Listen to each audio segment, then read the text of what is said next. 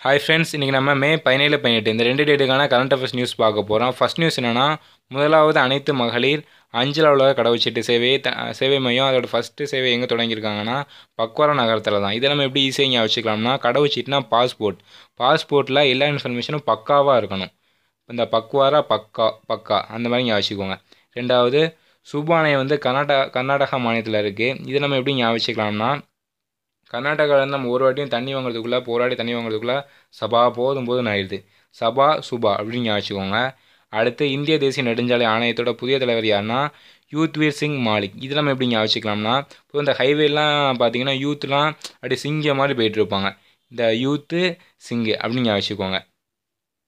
அடுத்து, ஸ்வச் சர்வேஷன் அவங்களோட இந்த வருஷம் அறிக்கையின்படி இந்தியாவோட தூய்மையான நகரமாக இந்தூரில் வந்து தேர்வு செஞ்சுருக்காங்க. இது எப்படி நம்ம வச்சுக்கலாம்னா, இப்போ யாராச்சும் ஊர்னா அப்படி இருக்கணும், அவ்வளோ சுத்தமாக இருக்குது அந்த மாதிரி சொன்னால் எந்த ஊர் அவ்வளோ சுத்தமாக இருக்கணும்னு சொல்லிட்டு நம்ம கேட்போம்.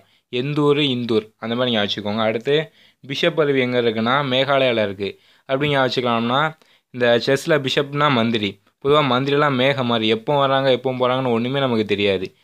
மேகாலயாவில் அந்த மாதிரி நீங்கள் வச்சுக்கோங்க. அடுத்து, டிஆர்டிஓ வாழ்நாள் சாதனையாளர் விருது 2014 வருஷம் யார் கொடுத்தாங்கன்னா விகே சரஸ்வத். இது எப்படி வச்சுக்கலாம்னா, டிஆர்னா டாக்டர், டூனா செய்கிறது. பொதுவாக டாக்டர் ஆகிறதுக்கு என்ன செய்வாங்கன்னா, ரொம்ப படிச்சு அவங்களாம் டாக்டராக இருப்பாங்க.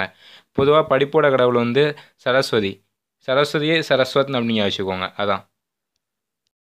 அடுத்து, ஒடிசா சுற்றுலா மேம்பாட்டு கழகத்தோட புதிய தலைவராக யார் நியமிச்சிருக்காங்கன்னா திலீப் திர்க்கி. இவர் வந்து முன்னாள் ஹாக்கி வீரர். இது எப்படி வச்சுக்கலாம்னா, திலீப் திருக்கிங்கிறது அந்த திருக்கிங்கிறத ஞாபகம். திருக்கினா திருக்கி. இந்த ஹாக்கி பேட்லாம் பார்த்தீங்கன்னு வச்சுக்கோங்க, முன்னாடி வளைஞ்ச ஒரு மாதிரி திருகின மாதிரி இருக்கும். அதை வச்சு வச்சுக்கோங்க. திருக்கி அந்த மாதிரி வச்சுக்கோங்க.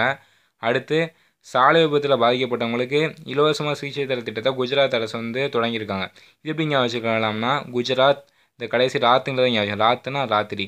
இப்போ ராத்திரி தான் இருட்டில் நம்ம ரோட்டில் போகும்போது கீழே வந்து எங்கேயாச்சும் அடிக்கடி அடிபடும். இதை வச்சு வச்சுக்கோங்க. அடுத்து, மணிப்பூர் உயர்நீதிமன்றத்தோட புதிய தலைவர் யாருன்னா ராமலிங்க சுதாகர். அடுத்து, நேபாளத்தில் இலவச சிகரத்தை ஏறிய இந்திய இளம்பெண் வந்து சிவாங்கி பதக். இவங்க தான் வந்து சின்ன வயசுலேயே எவரெஸ்ட் மலை சிகரத்தை தொட்டாங்க.